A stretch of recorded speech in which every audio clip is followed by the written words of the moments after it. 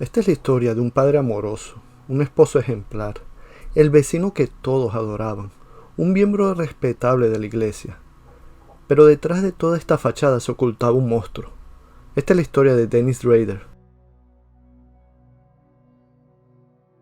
Dennis Rader nació el 9 de marzo de 1945 y se crió en un ambiente familiar sin aparentes complicaciones. Era estudioso y sacaba buenas notas. Todo parecía indicar que se trataba de un niño normal, salvo la peculiaridad de su afición a maltratar animales.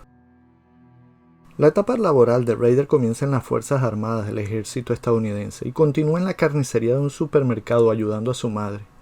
Más adelante se sacará el título de electricista y un máster en justicia criminal. Parece un ciudadano integrado en la sociedad. Es líder de un grupo de Boy Scouts y presidente de la iglesia luterana de Wichita. Estaba casado con hijos. Todo parecía normal. Como dije, una persona ejemplar. Todos en el vecindario lo veían con admiración. Nadie se imaginaba que estaban delante de un asesino en serie.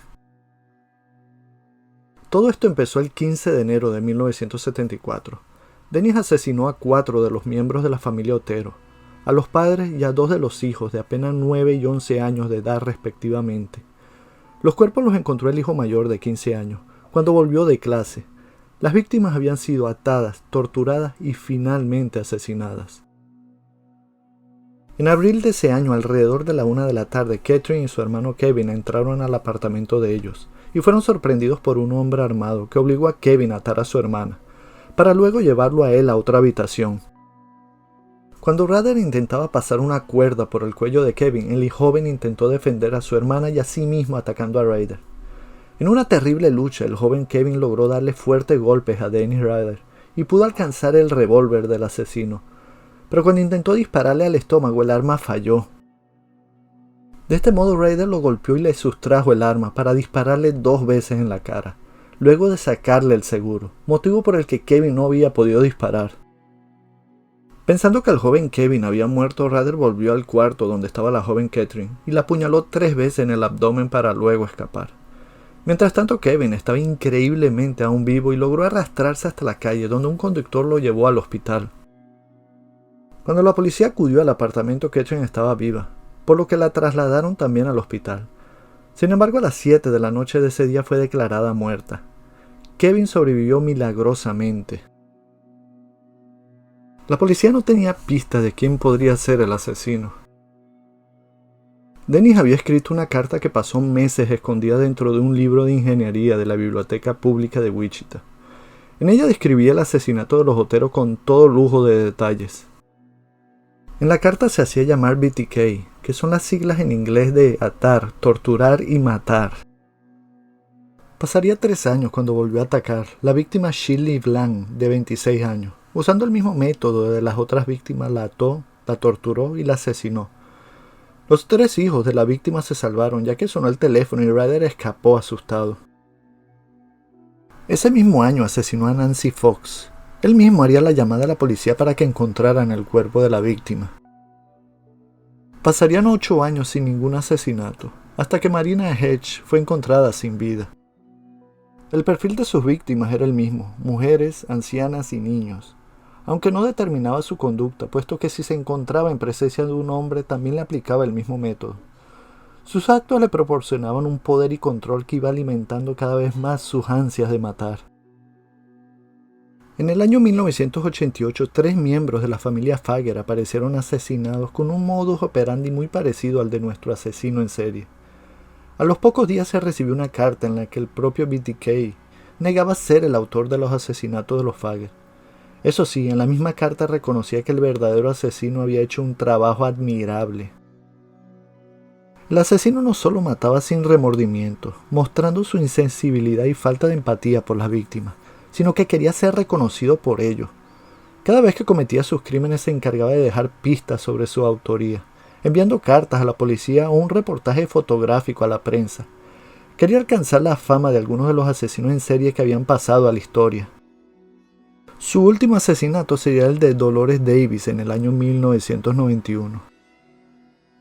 Pasaron 13 años sin saber nada del asesino BTK, hasta que en marzo del 2004 apareció una carta que agregaba a su lista de asesinatos el de Vicky Weherly, el 16 de septiembre de 1986. La carta contenía fotografías de la escena del crimen y hasta una fotocopia de su carnet de conducir. Aquello hizo saltar todas las alarmas. Los investigadores nunca habían estado seguros de si Weherle había sido una víctima de BTK, así que en un movimiento desesperado la policía realizó nuevos análisis de ADN a las muestras del caso Weherle, y con los resultados en la mano se inició una campaña para comparar el ADN de los adultos de Wichita con el ADN encontrado bajo las uñas de la víctima. Fue una auténtica caza de brujas. Los hombres se ofrecían voluntarios empujados por las sospechas de su entorno, y el qué dirán. Sin embargo, tras la enorme campaña, la policía no encontró nada. Las burlas de BTK fueron enormes y durante semanas siguió jugando con los investigadores y los medios. Pero en enero de 2005 el asesino cometió su primer error. Dejó uno de sus mensajes en una caja de cereales en una tienda de la ciudad. Cuando los policías lo encontraron, descubrieron que el asesino tenía un Jeep Cherokee negro. Sin embargo, poco más se pudo saber. Había demasiados Cherokees en esa ciudad. BTK estaba tremendamente crecido. Sus cartas eran cada vez más duras y provocativas. En una de sus últimas cartas afirmaba que la policía de Kansas era tan torpe que aunque les enviara un disquete con archivos serían incapaces de atraparlo. El 16 de febrero de 2005 llegó el disquete. Lo que debía ser la gran muestra de superioridad de BTK se convirtió en su mayor error. El asesino estaba convencido de que el disco era irrastreable, y bien podía haberlo sido. Pero la policía encontró un fichero en Microsoft Word borrado en el disco. Ahí en los metadatos encontraron dos cosas. El último usuario en modificarlo había sido Dennis, y la licencia parecía ser de una iglesia luterana.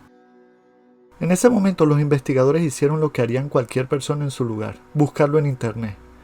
Dio un resultado: Dennis Rader, presidente del consejo local de la iglesia luterana, y por si fuera poco el tal Rader tenía un Jeep Cherokee negro. Pero las pruebas no eran concluyentes para detenerlo, todo era circunstancial. Dándole vueltas al problema se enteraron de que había una muestra de ADN que la hija había dejado en la clínica de la Universidad de Kansas donde estudiaba. Pidieron una orden para poder compararla con el ADN de las uñas de Weherle y descubrieron una coincidencia familiar. Por fin habían encontrado al asesino.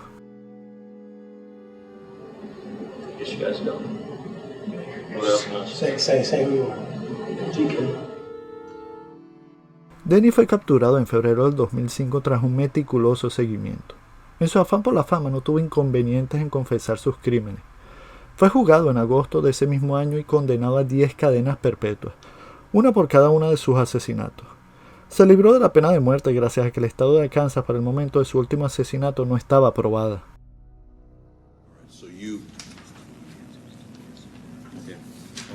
You were engaged in some kind of fantasy during this period of time? Yes, sir. All right. Now, when you use the term fantasy, is this something you were doing for your personal pleasure? Sexual fantasy, sir. I see. So, you went to this... Confesó uno a uno los crímenes con lujos de detalle, sin el más mínimo remordimiento. Creía que su inteligencia era superior a los de los investigadores. Tenía un comportamiento narcisista, egocéntrico. Y gracias a esto está tras las rejas hoy en día. Tiene 76 años de edad y lo que resta de vida la pasará en una celda.